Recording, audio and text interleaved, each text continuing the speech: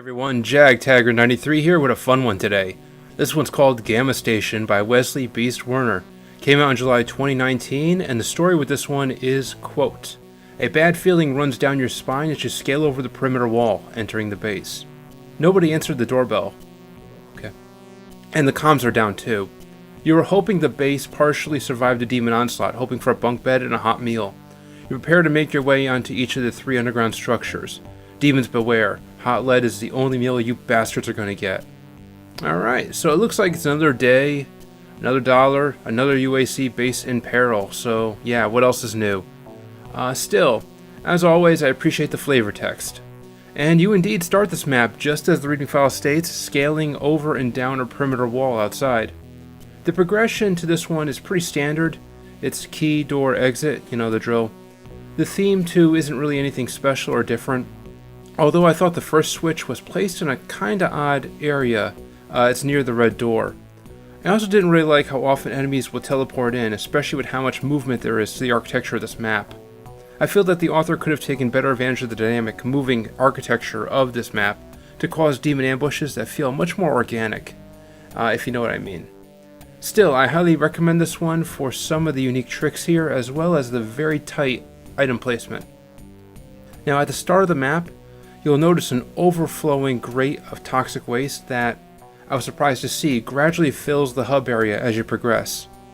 I thought that this was really cool, but I wish it had more of a gameplay purpose besides just a, slight inconvenience towards the end. Still, it is a pretty neat effect. And speaking of looking neat, the lighting is used very, very well early on when you're searching for the first key. The lighting in this area works really well to set the tense mood, especially on ultraviolence, where ammo is pretty scarce, pretty tight, and the area around here is just crawling with hit scanners, all sneakily concealed in these little corridors behind shadows.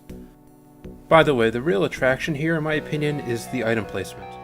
Like I said, on ultraviolence, ammo is very precious, but on ultraviolence, healing items and armor are even more rare. Don't get me wrong, they're definitely here, but due to the concentration and variety of enemies you'll be fighting, especially during your first playthrough, you'll be very banged up and very appreciative of each and every single health bonus you find. And secrets are definitely rewarding. Not necessary to completing this quad, even on ultraviolence, but definitely appreciated.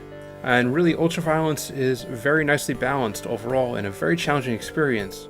And for most experienced players, I definitely recommend starting with it. Now, this WAD isn't perfect. The ending I thought was a bit anticlimactic. And like I said, it's a shame that the sewage buildup didn't really go anywhere. When I hit that last switch, I was sorely hoping for a fake out, as I was generally enjoying this map and I really didn't want it to end yet. Also, the placement of the switch I thought was kind of odd. It's right behind another switch. You hit a switch, the switch drops, and there's a exit switch right there. I didn't really understand the point of that at all. I could kind of understand it if maybe you hit that first switch and some chain gunners teleport in. I don't know. It just seemed very odd. But anyway, there's a good mix of enemies here. But I also feel like, and I'm hesitating a lot right now because I know I'm going to sound like a hypocrite. Because I whine a lot about archviles on this channel. I do. But when archviles are done well, they're done really well. And I think on ultraviolence, you definitely needed an archvile here. For example, I think it would have been really, really cool if at the end of that tech maze area, when you flip a switch, you hear an Archie spawn in somewhere within the maze. I need to hunt him down quickly before he finishes resurrecting all the dead demons in the area. I think that would have been really cool, but you know what? In any event, Gamma Station earns a 75% from me. Now, those who have watched me for a while know that a score of 75 doesn't mean C-level or mediocre. A mediocre or passable C-level map, I usually grade in the 50s, like in the middle, right? And then I go up from there with 60s being good and 70s meaning very good. And that's exactly what we got here. It's a very, very good WAD that is a recommended download for this attention and its emphasis on very tight gameplay. And that is all I really have to say about it. Thank you all for watching. This is Jag Taggart 93, signing out. You have a good one.